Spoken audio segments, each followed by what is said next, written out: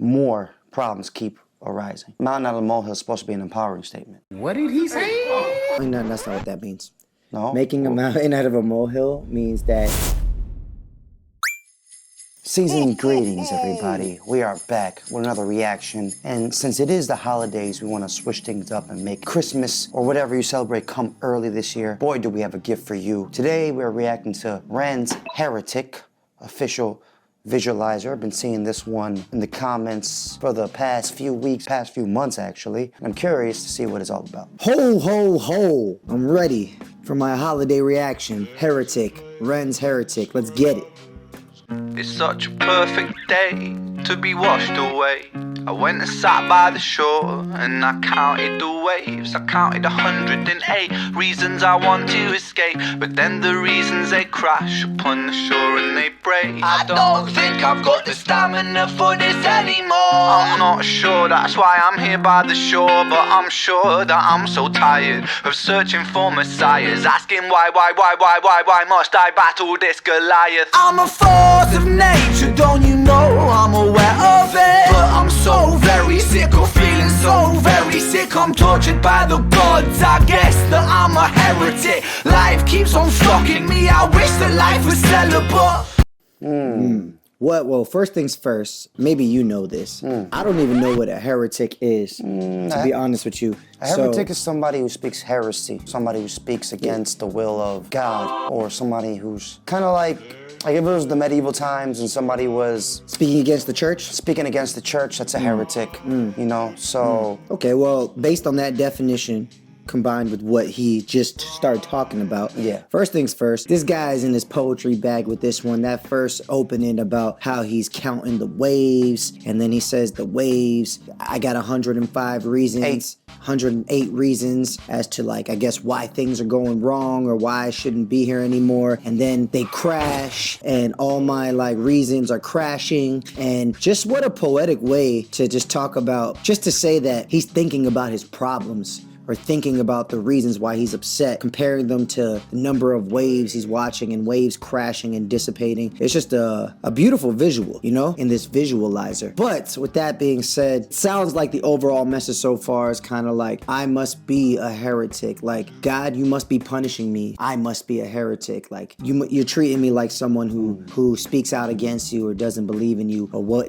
who may be. So I guess that makes me a heretic because of this punishment that you're allowing to happen to me, or whatever, something like that. And I wonder if the 108 is done intentionally. Is there a reason behind that number, 108? Also, I kind of like how he said, as I'm staring at the shore and I'm sure, and he said shore about 3 times, usually 3 different ways. Just a classic way of taking a word, 2 different words that sound the same, utilizing them for different meanings. But yeah, let's continue. My problems keep on peaking like the Everest. The elephant in the room is that my room is in the elephant. Becoming evident that we make fear president. When fear trumps love, that's when the soul becomes irrelevant. When fear trumps love, that's when the soul becomes irrelevant. And the elephant in the room is that my room is in the elephant. Well, elephant in the room is a very old saying, like, you know, it's like the thing everybody's thinking about. Yeah, the thing that everyone's thinking about. If we're reversing that, then I guess his whole entire world is always the thing he's thinking about.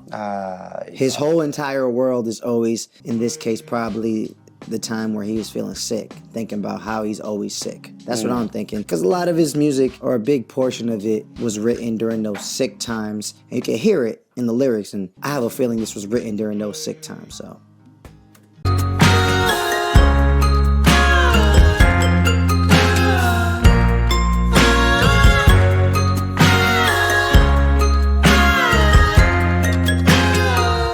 When my troubles keep on mounting, I make molehills out of mountains. Roundabouts of doubt is sounding, drown my youth inside the fountain. I'm a fucking atom bomb, bitch, pouring salt into the wound. Watch me rip apart the stitch. I'm that kid, the one that life subtracted, isolated, fractured, Shakespeare reenacted. there's too much going on here for me to let it continue without talking about it. I'm sorry for pausing it too much. My problems keep on mounting. I'm gonna make a mountain out of it.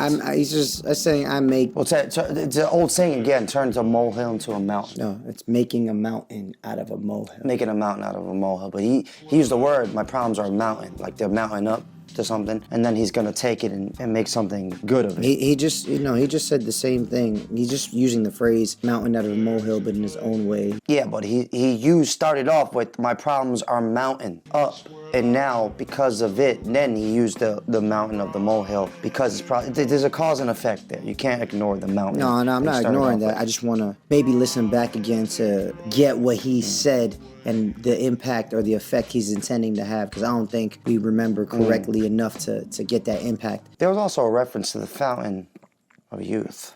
Or was there? Yes. He says there's a lot of things, a lot of notable things. Bring that back a little bit. He said something else, but I forgot. I just want to hear it. Found my youth inside the fountain. Molehill. When my troubles keep on mounting, I make molehills out of mountains. He said, when my troubles keep on mounting, I make molehills out of mountains. I make molehills out of mountains. It's another reverse effect, because instead of a mountain out of a molehill, he's making molehills out of mountains. What could that mean? That means that when his troubles keep getting worse, he doesn't make them better. More problems keep arising. Mountain out of a molehill is supposed to be an empowering statement. What did he say? No, that's not what that means. No? Making a mountain out of a molehill means that you're making a mountain, which is super big. You're making something so small. Oh, like a big deal. A big deal. That's what it means. Okay, so maybe it's reversed. Maybe it is empowering then. I make molehills out of mountains. Yeah, okay. That So makes sense. he's reversing it the more his troubles keep on going up. All right. What's up, everybody? We just wanted to take the time out to say thanks for watching the reaction. We also wanted to take the time out to introduce you to who we are and what we do. We're Strawhat Dynasty, a twin breakdancing rap duo from NYC. We've worked years now in cultivating our ability to make quality music videos, breakdancing, and overall entertaining. We pour everything we have into every song, every video, in order to provide you with the best entertainment experience possible. So if you would take the time to check out some of our original music, our content, and follow us on all platforms, we would super appreciate it. We're just two brothers following our dreams, and we appreciate your support as you join us on this life journey. Thanks so much. Now back to the reaction. Roundabouts of doubt is sounding, drown my youth inside the fountain. I'm a fucking atom bomb, bitch, pouring salt into the wound. Watch me rip apart the stitch. I'm that kid, the one that life subtracted, isolated, fractured, Shakespeare reenacted, adapted for music is too sick. I'm shining like Kubrick, my method is clockwork, a full metal dude with my... Wow, I'm shining like Kubrick, my metal is Clockwork. Clockwork Orange and The Shining, I believe both movies by Stanley Kubrick. I don't know about The Shining personally, but I definitely know Clockwork Orange. Well, if he said I'm shining like I'm Kubrick, then I'm just having to assume that Stanley Kubrick directed The Shining. Might be. We know he did a Clockwork Orange, though. Might be. I don't know. He might just refer to... Let us know in the comments, did he? He might refer to, like, I don't know, a scene in a movie or something where someone was shining. I don't know, man. You know what I mean? I don't really know. But he's describing himself like, I'm that kid. I'm the Shakespearean kid, the music kid. I'm the kid who's about to explode. Shakespeare reenacted, adapted for music is too sick. I'm shining like Kubrick, my method is clockwork, a full metal dude with my eyes on the prize. Do you obey, do you abide? What's the price of creativity? Is it losing your mind and seeing patterns in the places where the patterns are defined? Price of creativity, is it losing your mind or seeing Patterns in the places where patterns are defined. Seeing patterns, things that happen over and over again, in places where the patterns are defined. I guess, where do you define patterns in your mind? Patterns are made. Well, patterns are the patterns. Well, the patterns stand out. But like, is he saying like, I see patterns in the places where the patterns are defined? Is he just saying like, I constantly see patterns in my mind? You know what I'm saying? Because like, that's where you define patterns, I think, right? Like in your mind, that's how you notice them, right? Yeah. Yeah. That's what I'm thinking. This one is a listener. This one's a lot of interpretation. Stanley Kubrick did indeed direct The Shining. Go with your instincts, everybody. I like that. Hold on. Yeah, that melody he did sounded very medieval. Yeah. I didn't doubt that he did The Shining. I just said I don't know if he did it. That's it. The melody sounded very medieval sounding, like something you'd hear like in the medieval times when he was doing that singing part. I don't know what that was about though. The price of creativity is it losing your mind and seeing patterns in the places where the patterns are to find.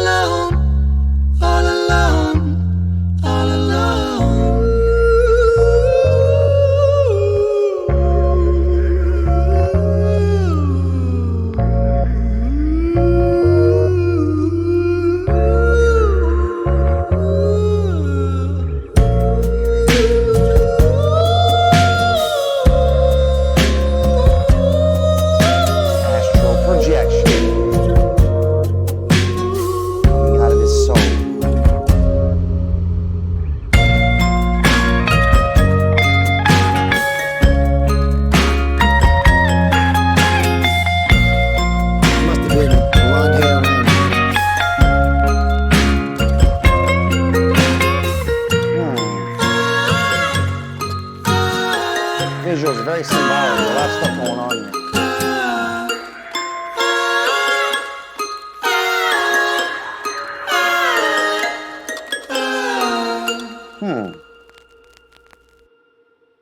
I think that's him feeding his demons.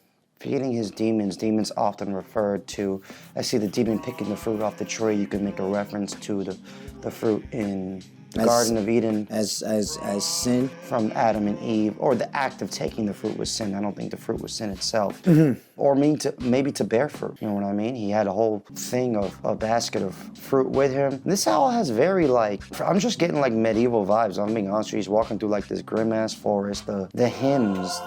I choose to use the word hymns is like how he's coming out, sound very like Lord of the Ring-ish. I don't know if it's so much as medieval, but as maybe grim forest, more whimsical, grim forest storybook, dark storybook.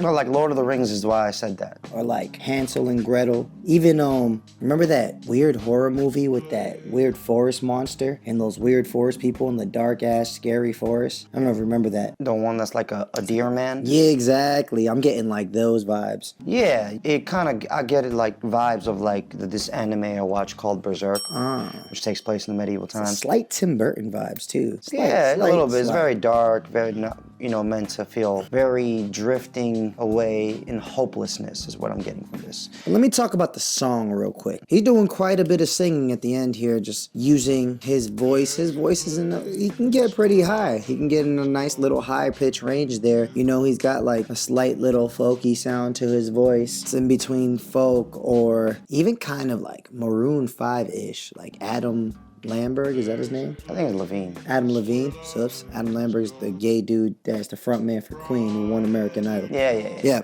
okay. But yeah, so Adam Levine-ish, He can get high too, though. Getting high there. He can get high too. Who? Adam Lambert. Yeah. But I'm talking more like in the Adam Levine, like that alternative, that alt rock, high pitched sound. And he did, he just had this one part where he was just doing like ooh, and he just layered a whole bunch of high voices, one higher on top of each other, creating this ambiatic sound, make you feel like his voice is floating in the beat, maybe make you feel like you're floating as you're listening. Oh man, this one's tough, man, because I don't think I could listen to this that often, and not because it's not good, but because it's heavy, it's deep, and if I'm not really in that mood where I can relate to it, it's not something that I can see myself listening to casually, but something to draw from when I feel that way, which is what it might be intended for, or maybe it wasn't intended for that, who knows, but I'm sure a bunch of people could find solace in this type of music. And I wonder, where does the term heretic, in particular to the song, come from? What do you think he's talking about? What do you think he's referencing? We all have our own theories about it. Has God turned on Ren during these tough times and he feels like somebody's speaking against the Lord? Like he's an outcast. Like he's an outcast, a heretic. I don't know. What do you guys think at home? Let us know in the comments below.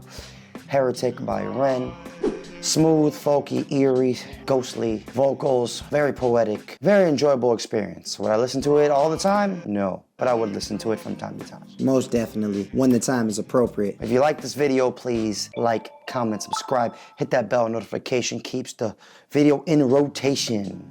And check out our music, you might like it. Yes, so happy to say our Spotify recap came back, and this was the best we've ever done in our entire lives as far as music statistics go. It may not be in the huge numbers that other artists are used to or may not look impressive, but for us, it's definitely a step in the right direction. We have you to thank because we've never seen numbers like this until we started this YouTube journey and started sharing our music with all of you. So thank you so much. Appreciate y'all. I'm Trix the Hooligan. And I'm Jules the Buddha Monk. And we are Strawhat Dynasty, your favorite rapping breaking twins from NYC. Peace. Peace.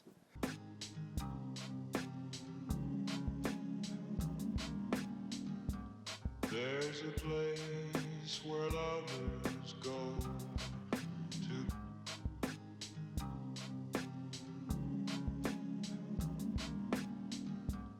There's a place